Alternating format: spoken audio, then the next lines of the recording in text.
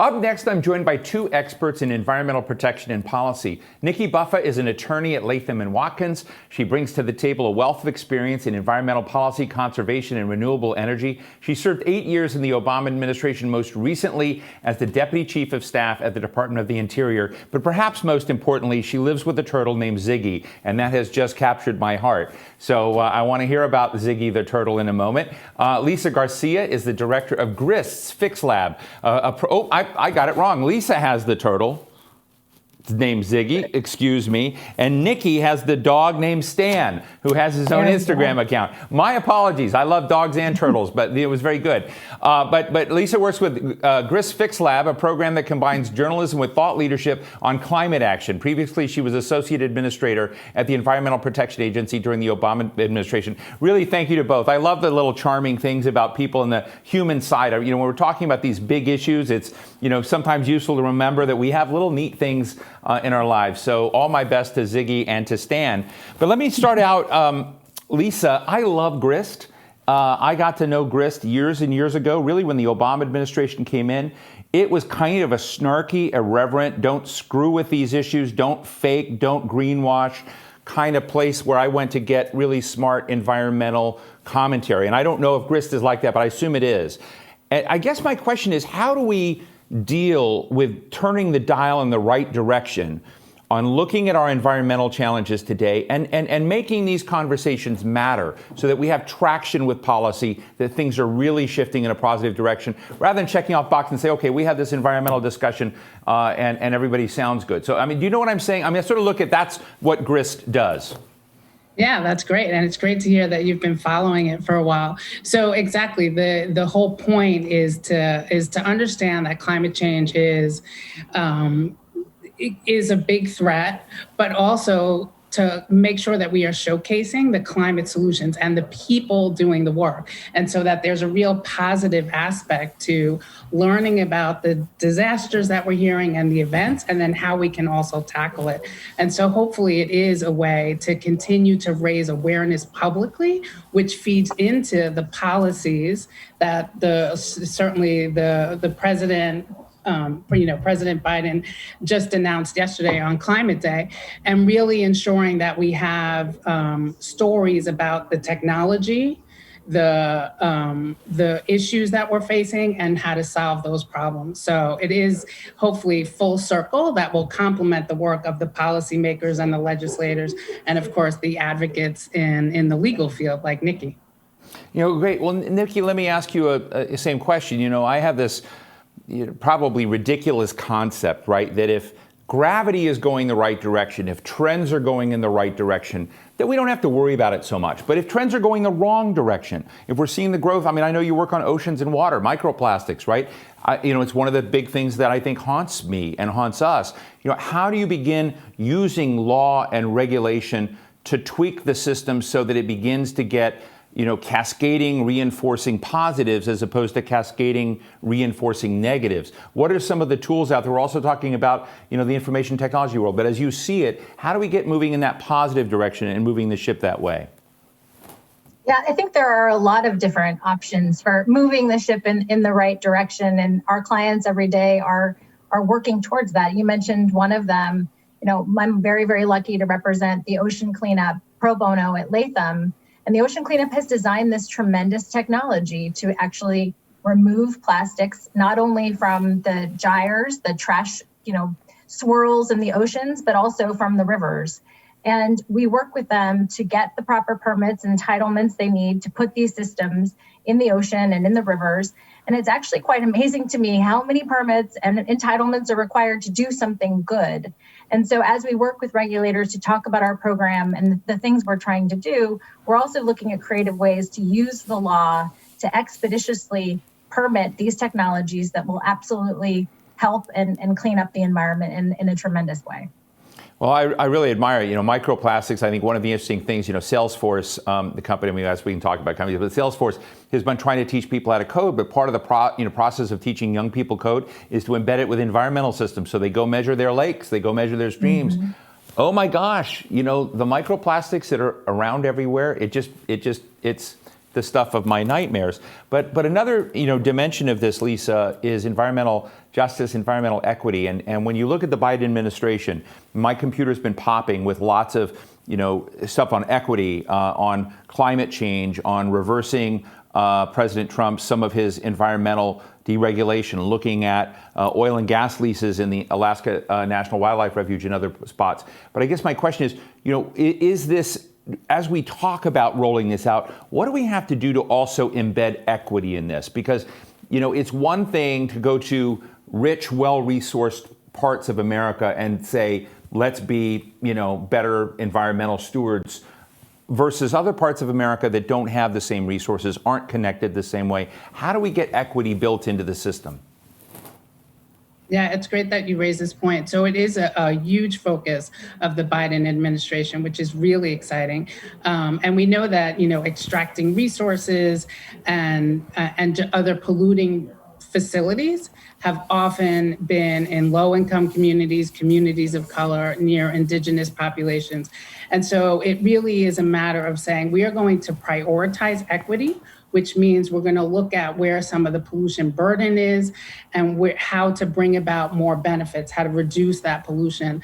And obviously, tackling fossil fuel combustion is going to be a huge issue. So the vehicle standards that they're looking at, and also just dealing with legacy issues in certain communities, is a great priority for this administration. And one of the things I will say about environmental justice that sometimes gets missed, it's about the policy making and about the priorities, but speaking and elevating the voices of the communities who are at the fence lines and at the front lines of this issue.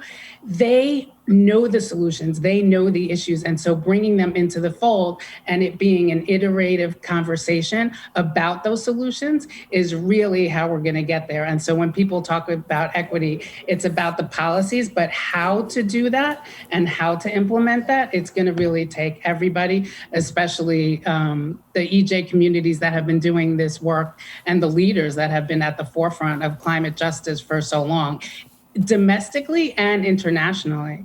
And so I'm really looking forward to seeing what the Biden administration does along with their partners in the EJ community.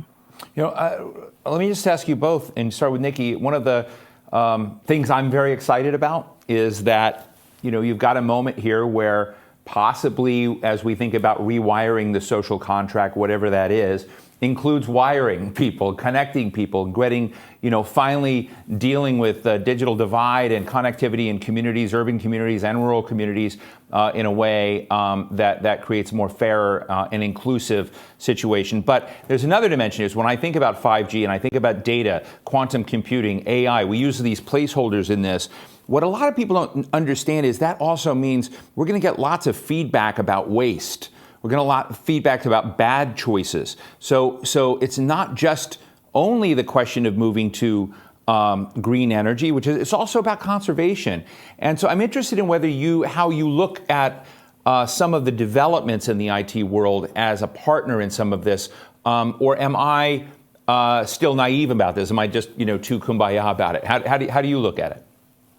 I actually have great faith in the IT world. I think they are very committed to reducing their footprints in the technology that they develop, not just because I have clients that work in the field, but during my time in the Obama administration, Lisa and I worked on this together too. We worked a lot on e-waste, and there are really pretty remarkable programs out there for correcting just those things that you identified. And I think this administration will continue working in that same direction. I think there's nothing more important than bridging that digital divide. One of the things that I saw when I was at Interior was just the lack of infrastructure for folks that are on our tribal reservations and our Native American lands who did not have simple access to the internet, just basic access to the internet, much less 5G.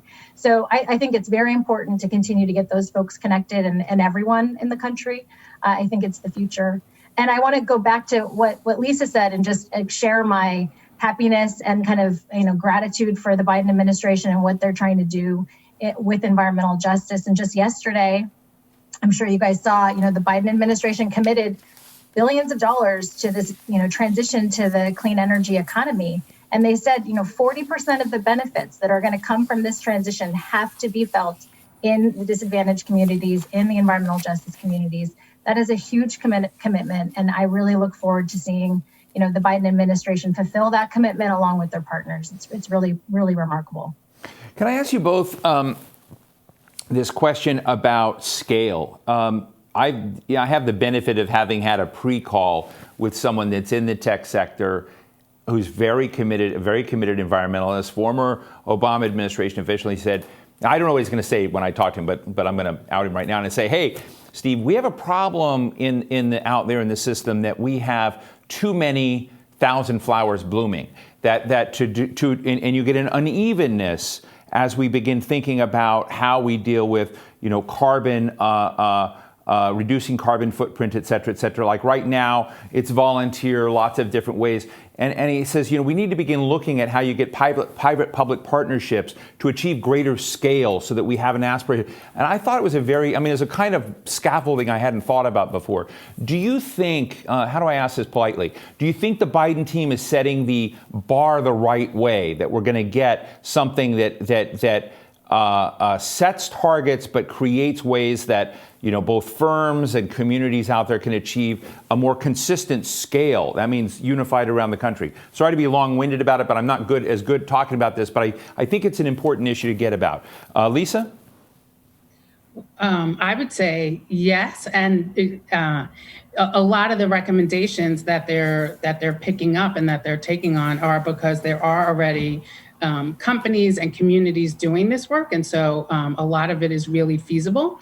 It is a matter of will, and so hopefully if you have the political will, and once again, what I was saying about Grist and the media being able to make sure the public will and the desire is really there to get everyone working towards the same goal, I definitely think it's something that can be done.